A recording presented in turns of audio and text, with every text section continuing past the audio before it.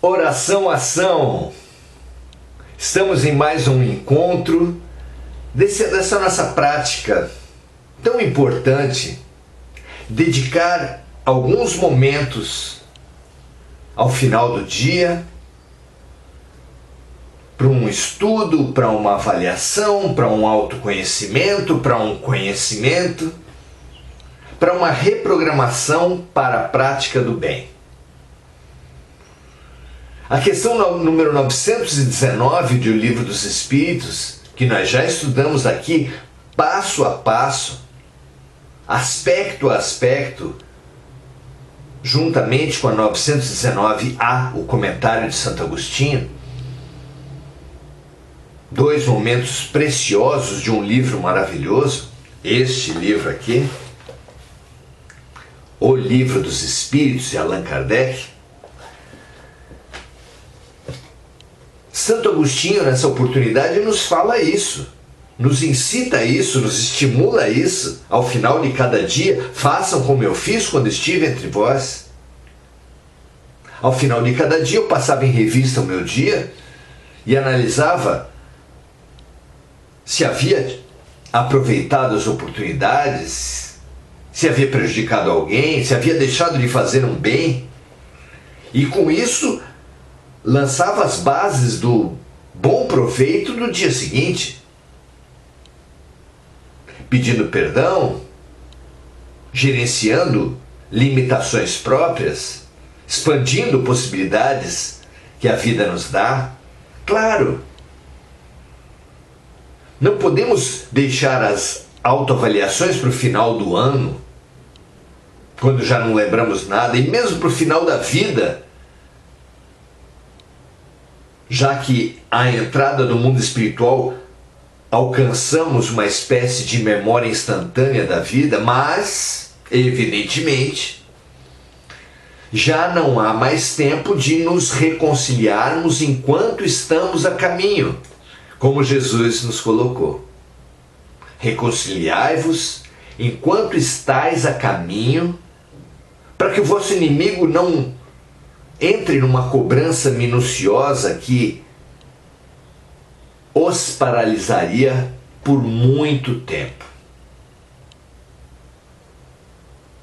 É isso que Jesus nos fala, e é isso que os romances espíritas nos falam com essas tristes figuras dos obsessores vingadores, que apesar de estarem nos seus direitos porque foram prejudicados por nós, nos amarram e se amarram num projeto de prejuízo mútuo, que podemos chamar de perde-perde, porque nós perdemos, mas eles perdem também.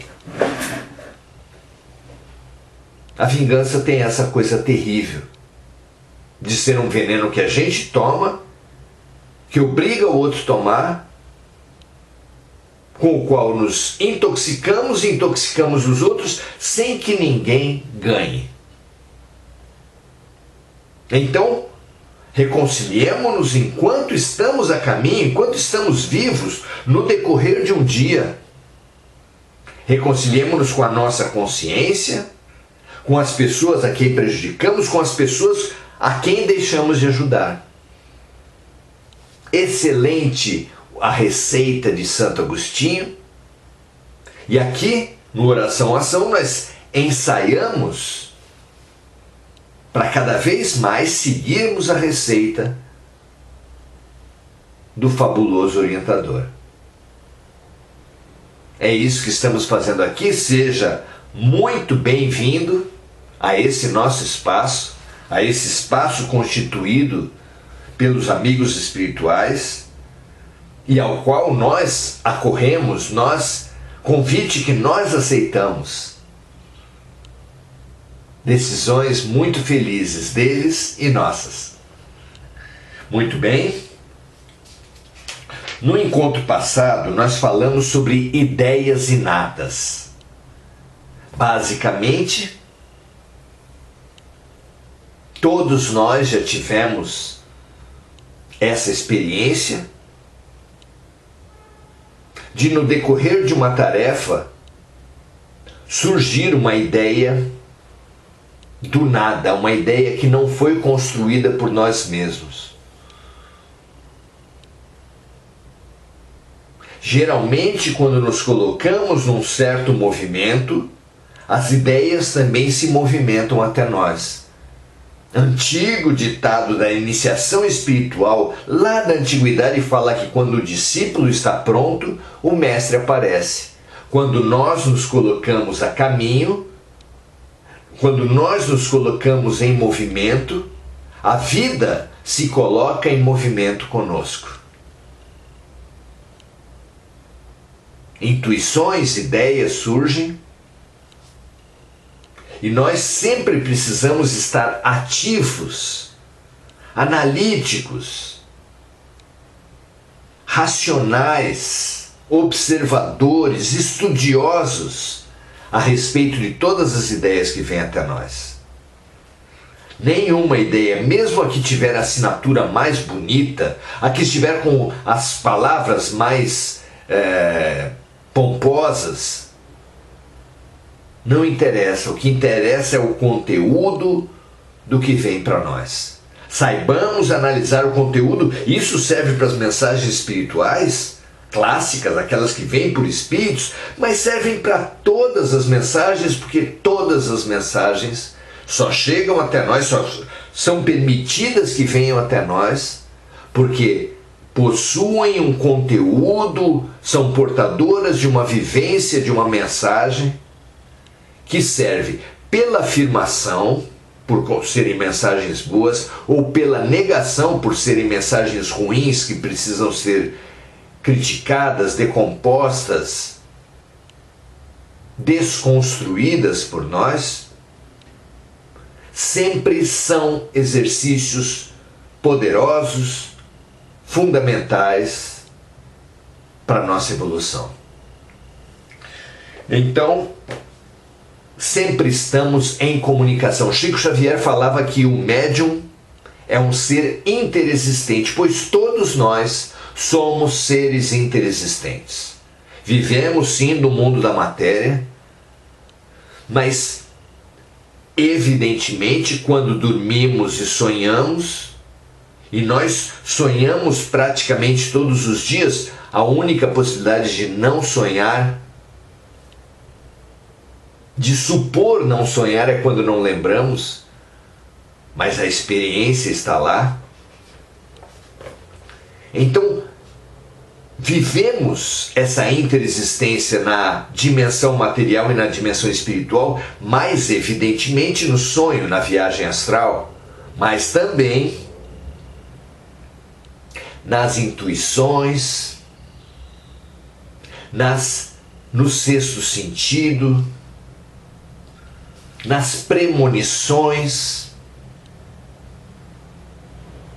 São muitas as experiências onde nós funcionamos como uma antena que capta mensagens, como eu já disse, nem todas elas lúcidas, claras, benévolas, mas algumas não se apresentam diretamente benévolas, ao contrário, seus emissores para as nossas mentes trazem essas ideias no intuito de nos manipular, no intuito de nos prejudicar, no intuito de se vingarem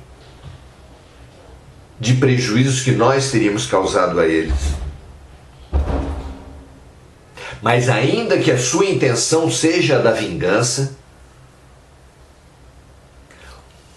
o mal, o vírus, a destruição que eles injetam em nós funciona no nosso espírito como vacinas,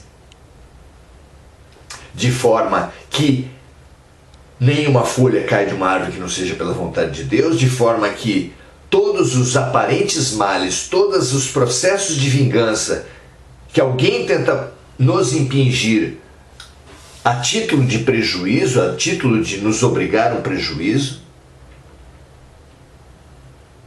são aproveitados por Deus para nos fortalecer, para nos tornar mais resilientes, para nos tornar mais cascudos, mais fortes. Aceitemos os exercícios da vida. E isso vem pelo reconhecimento da lei de sintonia e de atração, que nos faz trazer para as nossas vidas as exatas experiências nos momentos precisos, com as pessoas perfeitas para aquela vivência, em benefício de todas, em maior benefício daqueles que tiverem olhos de ver, é claro, em menor benefício daqueles que se detiverem na pena de si mesmos, na revolta, na briga com a vida, mas sempre em benefício de todos.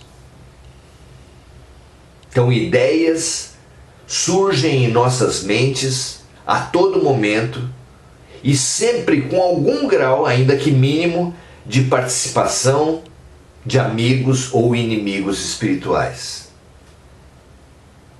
Ter consciência disso é como um navegador de internet, qualquer um de nós, que perceba as estratégias de manipulação das diferentes mensagens e leia as mensagens, mas sempre com discernimento, com sabedoria, para não se deixar manipular por fake news, por mentiras, por mensagens publicitárias, por ideologias políticas, ideologias religiosas, interesses de todos os tipos. Precisamos demais dessa lucidez espiritual para viver não apenas as mensagens espirituais, mas todas as mensagens que no fundo só chegam até nós porque são vacinas, são pedagógicas, são fortalecedoras. Não é bonito? Hoje iremos falar especificamente sobre as faculdades que surgem para nós sem que tenhamos feito movimentos de conquistas dessas faculdades. Vamos ver o que Kardec pergunta nas questões 219 e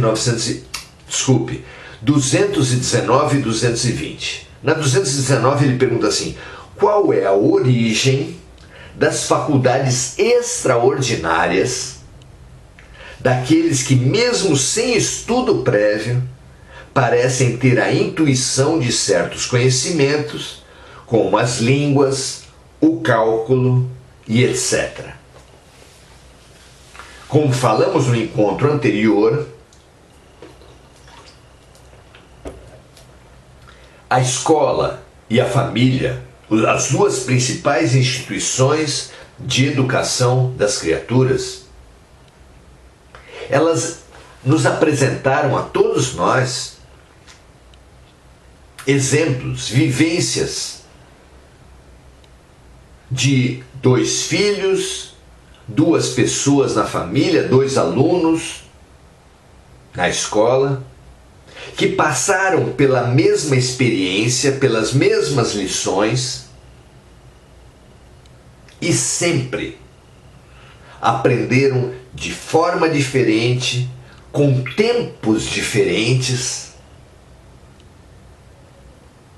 em profundidades diferentes. Por quê? Tanta diferença se a lição é uma só apresentada para a classe, se a orientação é passada pelos pais para ambos os filhos. De onde vem tanta diferença entre os seres?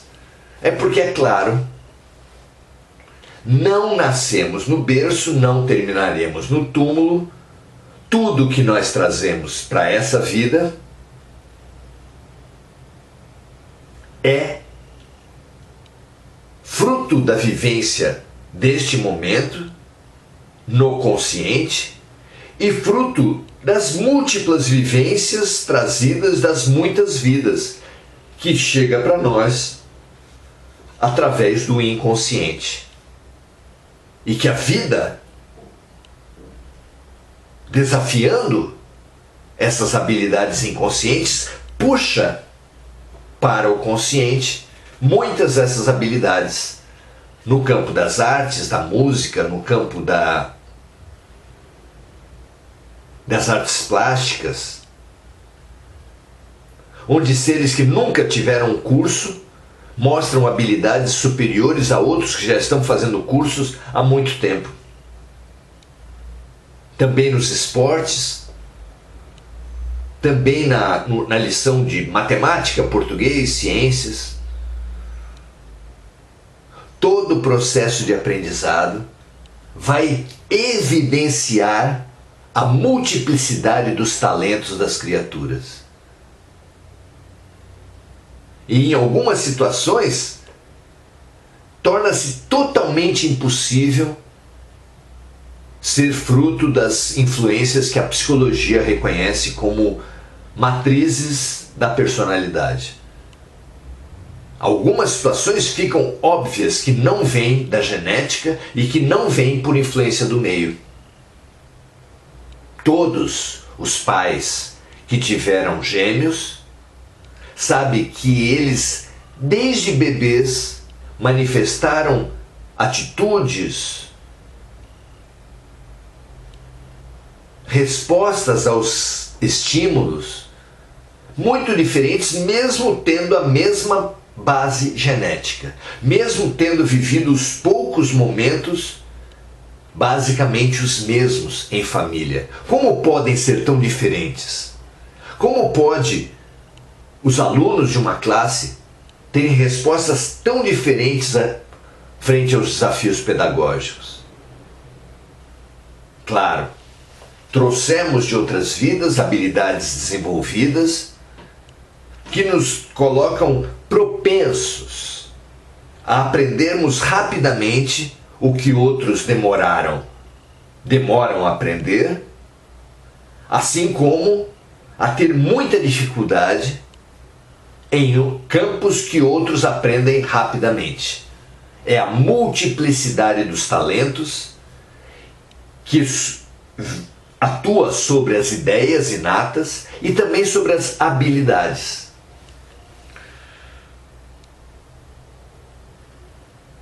São lembranças do passado, do progresso anterior realizado pelo espírito, mas de que ele mesmo não tem consciência, porque exatamente estão situadas essas habilidades na inconsciência. Se não fosse assim, de onde viriam esses conhecimentos? Do nada? Como os jovens gostam de falar, tive uma ideia do nada eu comecei a fazer tal coisa que nem eu sabia que sabia fazer? De onde veio? Do nada? Claro que não. Os espíritos falam assim: o corpo muda, mas o espírito não. Embora troque de roupa, ou melhor, de corpo físico, a cada encarnação. Então, a cada encarnação ele muda a veste, a roupa, o corpo físico, mas a habilidade, a faculdade que ele desenvolveu em outras vidas está presente nele, não se perde. Está pronta para eclodir assim que estimulada, assim que o momento, as situações exigirem. Questão 220. Ao mudar de corpo, o espírito pode perder. Até agora falamos de eclosão de talentos e faculdades e habilidades. Agora falamos movimento contrário. Ao mudar de corpo, o espírito pode perder algumas faculdades intelectuais, como o gosto pelas artes, por exemplo? Claro que sim. Claro que sim. Suponham que determinado artista, determinado espírito com uma grande sensibilidade, por exemplo, para a música, tenha composto músicas, atuado, feito shows, influenciado milhões de seres. Como algumas das tristes músicas que nós temos hoje, de apologia ao crime, de preconceito contra a mulher, de violências de todo tipo. E não só através da sua arte, como através do seu exemplo. Quantos foram os artistas que se mataram, que se viciaram, que agrediram seus parceiros? E fazendo isso, quantos deles não influenciaram os seus fãs, aqueles que o seguem? Ora, tornam-se também responsáveis pelos seus seguidores. Não se diz no Pequeno Príncipe: tu és eternamente responsável por aqueles que tu cativas?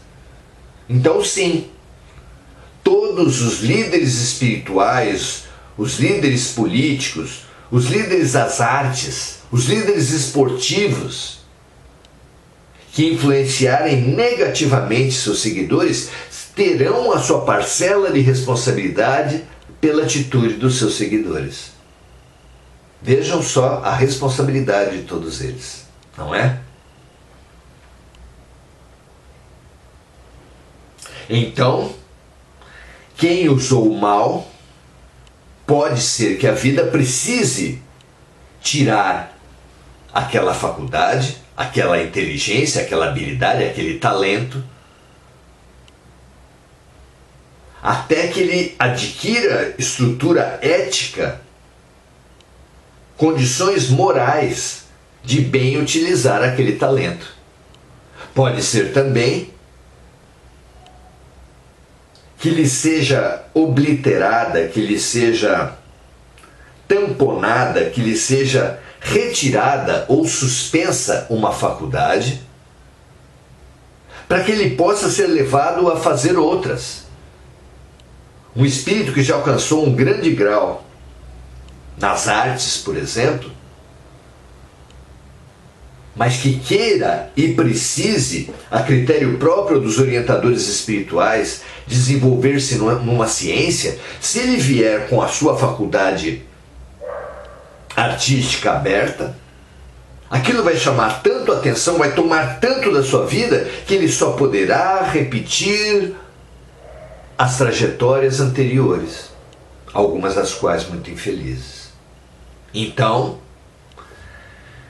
lhe é como que retirada uma faculdade para que ele tenha condições, tenha foco, tenha recursos a investir num novo aspecto da sua expansão espiritual. Não é bonito esse processo?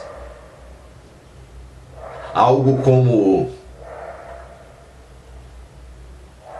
numa grande escola de música, uma criança que já mostra muita habilidade para o piano, ser conduzida a outros instrumentos, parando momentaneamente com o piano, para se sentindo desafiada, se sentindo capacitada, não se especialize, não foque, não exclua outras possibilidades vivendo apenas do piano.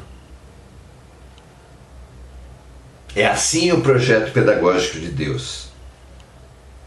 Então, ao mudar de corpo, o espírito pode perder algumas faculdades intelectuais. A pergunta e a resposta sim, principalmente se fez mau uso de sua inteligência. Além disso, uma faculdade qualquer pode ficar adormecida durante uma existência inteira, porque o espírito reencarnou para desenvolver outra faculdade que não tem relação com aquela. Não foi o que falamos? É por isso que a faculdade já adquirida em outras existências permanece em estado latente para ressurgir mais tarde. E assim, tornamos-nos todos gerenciadores de possibilidades, gerenciadores de capacidades. parando com uma capacidade, como uma cozinheira que, na preparação de um almoço, ao perceber que um dos determinados pratos está ficando pronto muito rápido, ela pode baixar o fogo. Olha que imagem bonita. De forma que os pratos possam estar prontos mais ou menos no mesmo tempo, para que não corra o risco dela oferecer um prato que um dos alimentos vai estar fervendo, o outro frio, porque ficaram prontos em tempos diferentes. É assim, gerenciando o fogo de cada prato, que os nossos tutores espirituais podem apagar o fogo de alguns pratos que já estão cozidos, prontos, e aumentar o fogo de outros que estão muito crus, de forma a que na hora do almoço tenhamos todos os pratos em condições, em temperatura, em sabor, prontos para serem comidos. Que essa imagem nos favoreça, nos ajude a entender esse gerenciamento de talentos, de faculdades, de habilidades que nós todos vivenciamos nessa vida, nas muitas vidas, através dos nossos tutores, dos nossos anjos de guarda, dos nossos amigos espirituais. Não dá uma visão maior para todos nós? Pensem as minúcias de um planejamento reencarnatório como tutores de grande envergadura que abrangem com suas visões num amplo processo, podem, com nossa maior ou menor participação, de acordo com o nosso maior ou menor entendimento e lucidez, podem ir, como na nossa figura, trabalhando o cozimento dos diferentes alimentos, para que eles possam ajudar aos outros. Inúmeros foram cientistas que colocaram suas descobertas a serviço da guerra, das drogas, da indústria farmacêutica, do sistema financeiro, do crime diretamente, da política. Muitos são os conhecedores que são usados para o mal. No Terceiro Reich, o nazismo se utilizou de mentes magníficas. Muitas mentes magníficas se colocaram a serviço de Hitler.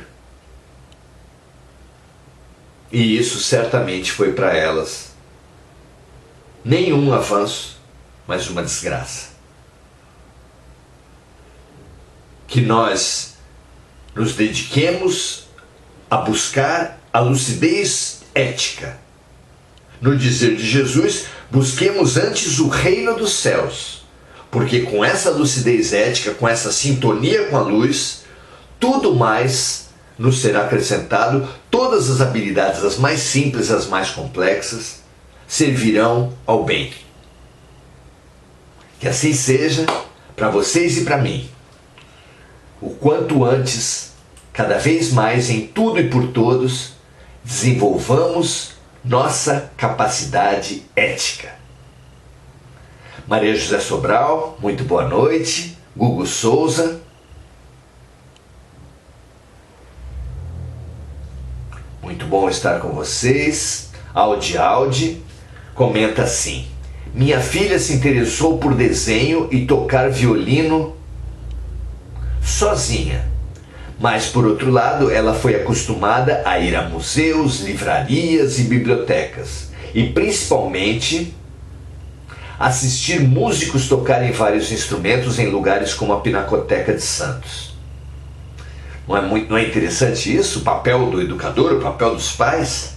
Estimular possibilidades, porque a gente não sabe quem foram nossos filhos em outras vidas, então coloquemos nos diferentes esportes, nas diferentes artes, em contato com boas ideias. E eles, junto conosco, gerenciaremos também as suas possibilidades, como os nossos instrutores espirituais fazem conosco. Muito legal. Muito boa noite, Diana Costa, Roberta Emi, Maria Aparecida Rodrigues, Adelaide Dias, Estela Santana Nogueira, João Charles, Andréa Santos, Regina Frutuoso, Andréa Salvatore. Muito obrigado pela companhia. Renovo o meu convite para dia 21 estarem conosco no lançamento do livro Um Só Rebanho, Um Só Pastor, que aborda com diferentes personagens de uma forma romanceada e ao mesmo tempo de um estudo sobre as parábolas de Jesus, essa necessidade de trilharmos um caminho profundo, ainda que com aparências diferentes, um mesmo caminho profundo, o que fica expresso na palavra, na frase: porque todos os caminhos levam ao amor. Não interessa qual religião, qual ideologia, ou nenhuma que você pense seguir. O que interessa é que você faça dos fatos, das relações da sua vida, um produtivo exercício de amor. Que assim seja. Muito prazer estar com vocês aqui e muito prazer também estar no dia 21, aprendendo a religião do amor. Um grande abraço, prazer estarmos juntos e até amanhã às 18 horas em mais uma edição do Oração Ação. Não se esqueça que nós todos aqui e que o mundo todo consiga fazer das suas diferenças caminhos individuais, mas com a consciência de que todos os caminhos se juntam em Deus, que Deus é amor, que tudo nessa vida converge para o serviço, para a compaixão, para a fraternidade, para o amor. Até a próxima, um grande prazer estarmos juntos.